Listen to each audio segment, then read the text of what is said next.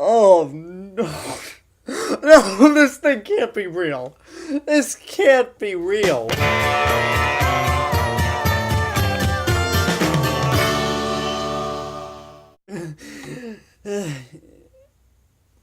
Holy shit, it is. Oh my god. Okay, the identical.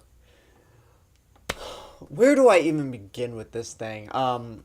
Well, I guess I should tell you what the movie's about. The Identical takes place in a universe where it's a fictional movie that focuses on a guy who's like Elvis in a world where Elvis doesn't exist. He lives the same life as Elvis. He was born during the Depression, but where it cuts off is that he has a twin brother who, if you know anything about Elvis Presley, his brother was stillborn and died 35 minutes before he was born. The brother in this movie lives, but instead of him dying, they give the kid to the family. They give the kid to a religious family who raise him, and that's what the main focus of the movie is on. It's mainly focused on the brother named Ryan, played by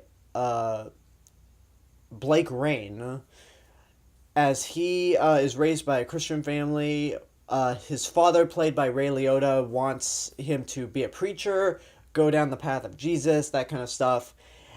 But he starts listening to Drexel Hemsley's music, who's the other brother, the guy who's supposed to be Elvis, and realizes, you know what, I want to be a musician. He eventually becomes a Drexel impersonator, and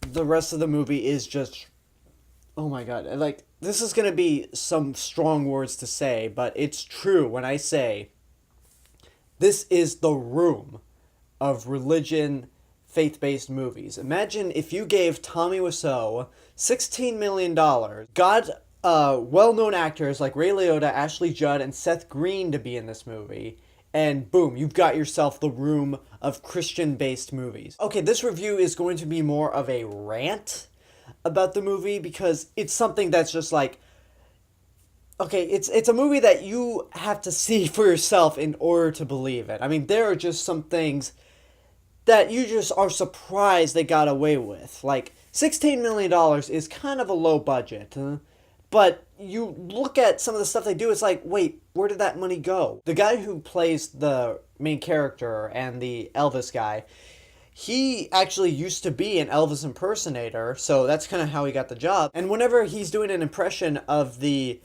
Elvis like character Drexel, he's really good, but whenever he tries to do something else, you just burst out laughing because it's so bad, it's hilarious. This is this year's, like, so bad it's good movie. The acting from most of the people is pretty bad. Seth Green's not very good.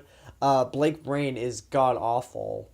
The only ones who really put something into it were Ray Liotta playing Ryan's dad, and Ashley Judd, who is good in the movie, but like all she does is like pray, cry, and listen to what Ray Liotta says when he's doing his preaching duties, and she's practically wasted in this movie. A great actress like that, completely wasted, and whoever directed this movie is, oh, they need to never direct a movie again, because not only is the acting bad, but the costumes, the music, the extras are bad. The costumes and music sound like they're 20 years out of place. Like, the bulk of this movie takes place during the 1960s. And yet there's some other guy who's performing music, dressed like he was a member of Spinal Tap and playing music that came out of the 1980s. And you're like, who was in charge of continuity on this thing? Like, that person should be fired forever, never get another job working in film ever again. But then you also have stuff where, like, okay, in the scene where we see the main character as a little kid, he starts as a little kid, like 10 years old, but then it shows 10 years later where he's 20, but it's a 40-year-old man. And then later, like minutes later, he comes back home, the dad is like hey, son, where were you? You were out underage drinking?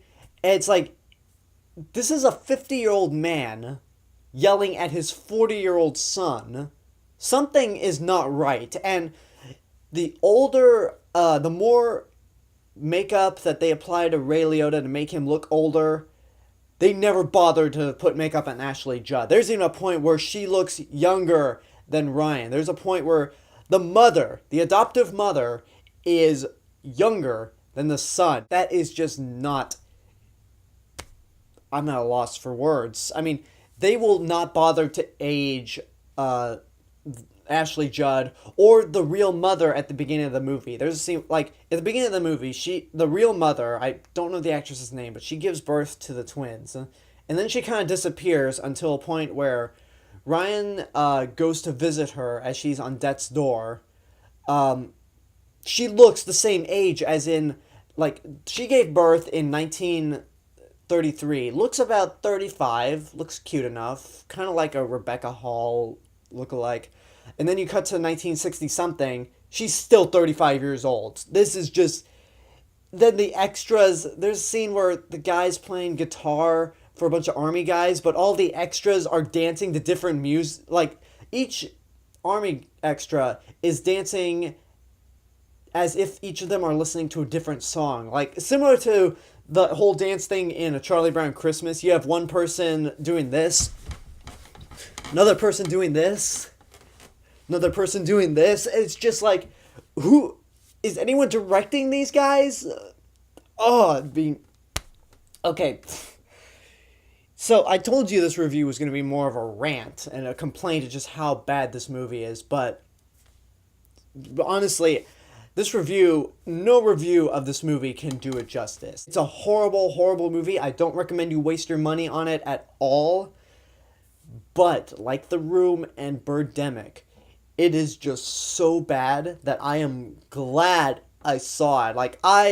If there's any good thing I could say about this movie, it is unintentionally funny. It is the most hilarious movie I have seen this year. I mean, well, that was unintentional. The funniest movie I've seen this year is the Lego Movie. But it's so mind-blowing that they're getting away with such bullshit and that they have big-name actors attached to it. I mean, like The Room and Birdemic, they don't have anyone they're familiar with. But this movie has Ray Liotta, who was in Goodfellas, Ashley Judd, who won an Academy Award, and Seth Green, a man who makes fun of religion in Robot Chicken and many other things he's done. So, it's a horrible movie. It is bad, so it's not worth wasting any money on. But when it comes on Netflix, when it comes on Blu-ray or DVD, grab a six-pack of beer, grab six-packs of beer, go gather a bunch of your friends and drink to that movie, because you will just laugh your ass off at how bad it is. This is going to make my bottom 10 list. It's going to be at number 10 because it's a movie that's so bad it's hilarious. It's not, but in terms of like actual filmmaking, it is. I have never seen a movie this ineptly made since The Room. It's not as angering or frustrating as Transformers: Age of Extinction, like in terms of bad movies. I know you can't really compare the two at all, but in terms of like actual filmmaking, it is just awful. So I guess my rating, don't waste your money. Like, don't waste your money, but find a way to see it with your friends and with beer. So, that's my review for The Identical. Leave a comment and tell me what you thought of the movie if you happen to see it, since it bombed. Subscribe to my channel for more stuff in the future. You can check out my video blog channel, AlexG8462. You can find links to my Twitter, Facebook, Tumblr, and Instagram accounts on my YouTube page. Go check me out at letterboxd.com under the name Mr. Robinson, as well as my written reviews on Geeked Out Nation, including a more detailed review of this movie. Share me with your friends and tell them about me. I'm the real Mr. Robinson, telling you there's only one. I'll see you guys later.